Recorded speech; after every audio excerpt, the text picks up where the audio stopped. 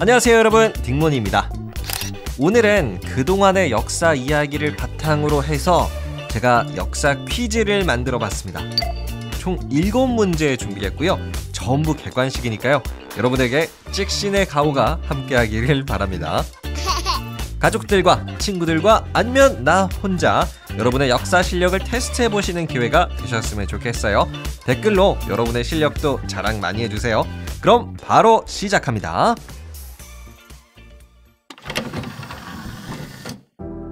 자, 1번 문제입니다. 이 사람은 2차 세계대전 노르망디 상륙작전의 연합군 총사령관을 맡았던 인물로서 훗날 미국의 대통령 자리까지 올라가는 사람인데요. 과연 1953년 미국 대통령에 당선된 이분의 이름은 무엇일까요? 1번 루즈벨트 대통령, 2번 트루먼 대통령, 3번 케네디 대통령, 4번 아이젠하워 대통령. 네, 1번 문제 조금 어려우실 수도 있어요. 힌트를 드리면요, 이분은 노르망디 상륙작전의 총사령관이었다고 제가 말씀을 드렸죠. 그래서 여러분, 이분의 이름을 잘 들어보시면 전쟁이라는 뜻의 글자가 들어있습니다. 자, 문제의 보기 다시 한번 들어보세요. 1번 루즈벨트 대통령, 2번 트루먼 대통령, 3번 케네디 대통령, 4번 아이젠하워 대통령. 자, 어느 정도 힌트가 되셨겠죠? 정답은 4번 아이젠하워 대통령입니다. 네, 아이젠하워 대통령은 2차 세계대전 노르망디 상륙작전을 지휘했던 연합군 총사령관이었는데요. 훗날 미국의 대통령까지 된 분입니다. 특히 아이젠하워 대통령 때 미국의 정찰기가 지금의 러시아죠, 당시 소련에게 격추되는 사건이 있었어요. 그래서 양쪽이 전쟁을 하느니 마느니 이렇게 할 정도로 상당히 긴장 상태였던 순간도 있었습니다. 그래서 이 정찰기 격추 사건은 영화로까지 만들어졌는데요. 유명 배우 톰 행크스가 나왔던 스파이 브릿지라는 영화입니다. 저도 이번 주말에 한번 보려고 해요. 자, 그럼 이제 다음 문제로 넘어가 볼게요. 2번 문제 나갑니다. 이분은 1509년 영국의 왕이 된 사람인데요. 나름의 업적을 많이 갖고 있지만 총 6명의 부인이 있었던 아주 화려한 삶을 산 걸로 유명하죠. 또 이분이 낳은 딸은 영국에서 가장 존경받는 여왕 중에 하나, 엘리자베스 1세인데요. 과연 엘리자베스 1세 여왕의 아버지이자 1509년 당시 영국 왕의 이름은 무엇일까요? 보기 나갑니다. 1번 헨리 5세, 2번 헨리 6세, 3번 헨리 7세, 4번 헨리 8세. 자, 여러분, 찍신의 가오가 함께하기를 바랍니다. 6명의 부인이 있었고 엘리자베스 1세 여왕을 낳은 왕은 바로 4번 헨리 8세입니다. 헨리 8세는 1509년 영국의 왕이 되었는데요. 사실 이분은 처음부터 왕이 될 사람은 아니었어요. 헨리 8세한테 사실 형이 한 명이 있어가지고 그 형이 영국의 왕의 자리를 이어받았어야 됐는데 갑자기 이 형이 죽는 바람에 뜻하지 않게 헨리 8세가 왕이 됩니다. 그리고 좀 놀랍게도 헨리 8세의 첫 번째 부인은 죽은 형의 와이프, 그러니까 형수님이었습니다.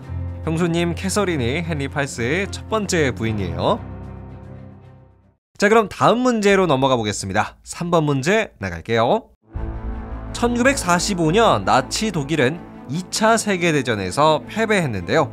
그 이후 독일은 잠시 동안 4개의 나라에게 분할 통치를 경험합니다. 다음 중 전쟁에서 패배한 독일을 분할 통치하지 않은 국가는 어디일까요? 1번 미국, 2번 영국, 3번 이탈리아, 4번 소련, 5번 프랑스. 네, 이번 문제는 나치 독일이 2차 세계대전에서 누구랑 같은 편이었는지 잘 생각해 보시면 그 답이 나오실 겁니다. 보기 중에 나치 독일과 2차 세계대전 때 같은 편이었던 나라가 있어요. 그리고 그 국가가 바로 독일을 분할 통치하지 않은 나라고요. 보기를 다시 한번 들려드릴게요. 1번 미국, 2번 영국, 3번 이탈리아, 4번 소련, 5번 프랑스. 자, 독일을 분할 통치하지 않았던 국가는 바로 4번 소련이 아니라 3번 이탈리아입니다. 네, 2차 세계대전 때 이탈리아는 나치 독일과 한 팀이었죠. 그리고 미국과 영국, 소련, 프랑스가 전쟁에서 진 독일을 분할 통치했고요. 자, 그럼 다음 문제 넘어갈게요. 4번 문제입니다. 이 가문은 유럽에서 가장 유명한 가문 중에 하나로서 이탈리아 피렌체를 중심으로 활동했던 가문입니다. 미켈란젤로, 레오나르도 다빈치와 같은 예술가들을 후원했던 가문이고요. 평민 출신이지만 피렌체의 시민 지도자라는 타이틀을 얻을 정도로 엄청난 유명세를 떨쳤던 가문이에요. 과연 이 이탈리아의 가문, 그 이름은 무엇일까요? 1번 합스부르크 가문, 2번 김씨 가문, 3번 메디치 가문, 4번 로마노프 가문. 자, 뭔가 이탈리아스러운 이름을 정답으로 고르시면 되는데요. 이번 문제는 힌트 없이 바로 정답 공개합니다. 세계적으로 유명했던 이탈리아의 가문은 3번 메디치 가문입니다.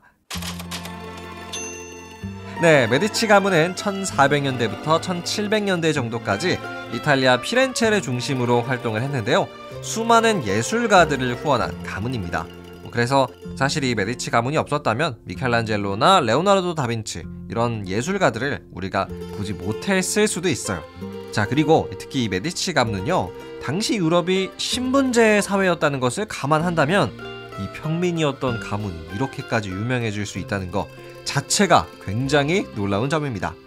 요새 제가 만든 에피소드들 중에서 가장 반응이 좋은 인물이기도 하고요.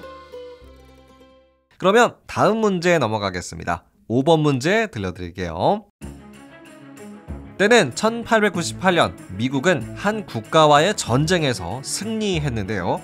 그 결과 이 국가가 갖고 있던 식민지 괌, 푸에르토리코, 필리핀, 쿠바를 미국이 빼앗아 왔습니다.